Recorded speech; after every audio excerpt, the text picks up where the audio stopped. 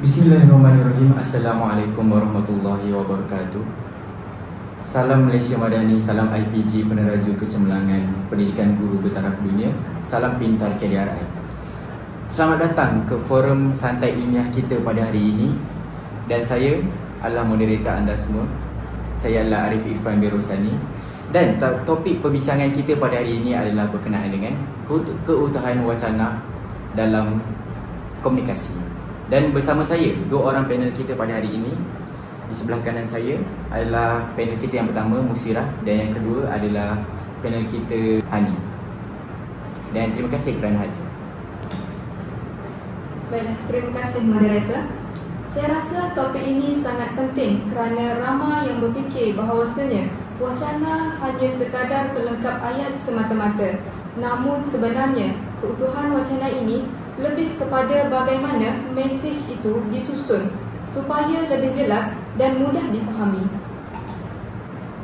Betul, malah ada dua aspek utama dalam keutuhan wacana, iaitu kohesi dan koheren. Kohesi merujuk kepada hubungan bahasa, manakala koheren merujuk kepada hubungan makna. Menarik, boleh bagi contoh mudah untuk audiens kita?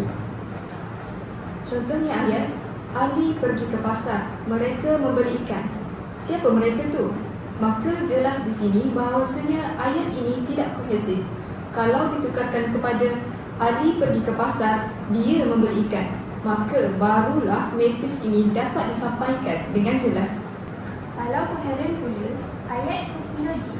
Contohnya, Ali pergi ke pasar, pasar itu meletup. Memang tak ada kaitan langsung. Jadi, ayat ini tiada koheren.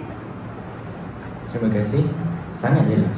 Sekarang saya nak bertanya, mengapa keutuhan wacana ni penting dalam kehidupan seharian kita? Dalam penulisan akademik, seperti esei dan tesis, ianya sangat penting. Kalau isi tidak tersusun, pembaca akan keliru. Baik, saya tambah. Dalam pembentaran pun sama. Kalau isi melompat-lompat, maka audiens tak akan dapat faham dengan baik. Saya sangat setuju. Dalam majlis rasmi, media sosial dan dalam kehidupan seharian sekalipun, keutuhan wacana ini mempengaruhi kefahaman orang lain. Baik, sekarang mari kita bincangkan tentang strategi. Jadi, apakah cara ataupun bagaimana kita nak pastikan wacana kita ni utuh?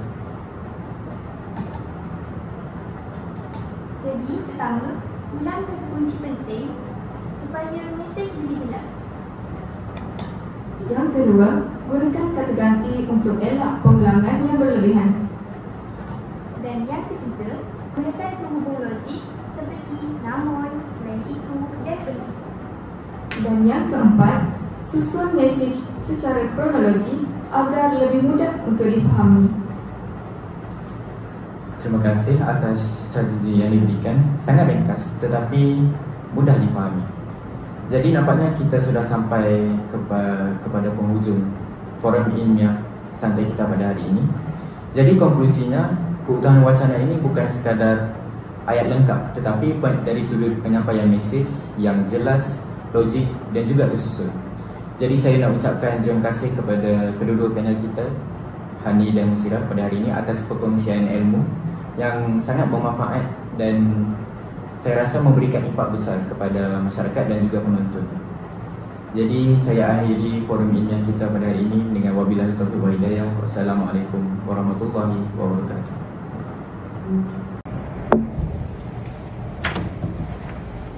Jadi berdasarkan forum kita sebentar tadi, sekarang adalah masa untuk kita menganalisis sumber rujukan yang telah digunakan sepanjang forum berlangsung.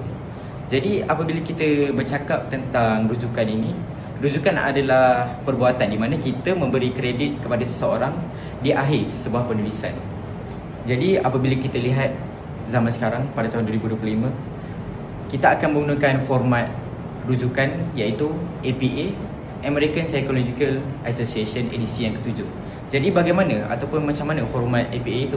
Jadi kita akan lihat di sini, dan ini adalah format APA edisi ke-7 yang di mana penulisannya ataupun penyusunan formatnya, yang pertama kita akan dapat lihat di sini adalah Yang pertama nama penulis, dan seterusnya kita akan ada initial, dan yang seterusnya dalam kurungan tahun, iaitu tahun yang diterbitkan rujukan tersebut.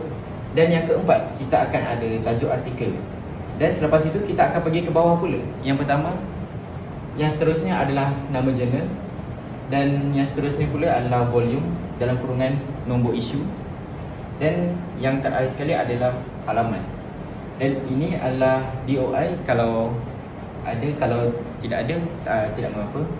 Dan jadi ini adalah contoh untuk format APA, iaitu nama penulis yang kita buat di sini Mulyono, dan initial AM, dan diterbitkan pada tahun 1988. Dan tajuk artikelnya adalah Wacana dan Kebahasaan Jakarta, Pusat Bahasa. Jadi selepas ini kita akan bincangkan kenapa rujukan ini penting selepas hujah berlangsung. Baiklah, kita beralih pula kepada kepentingan sumber rujukan. Yang pertama, elakkan plagiat. Hal ini penting untuk memastikan kita mengekalkan idea asal seseorang penulis tersebut. Yang kedua, lebih profesional. Penulisan kita akan jadi lebih akademik. Dan yang seterusnya, mudah dirujuk semula. Pembaca lain akan mudah untuk membuat pembacaan daripada sumber yang sama. Ingatlah, ilmu yang disampaikan tanpa rujukan ibarat bangunan tanpa asas. Jadi, marilah kita jadikan sumber rujukan sebagai penutup untuk mengukuhkan lagi hujah.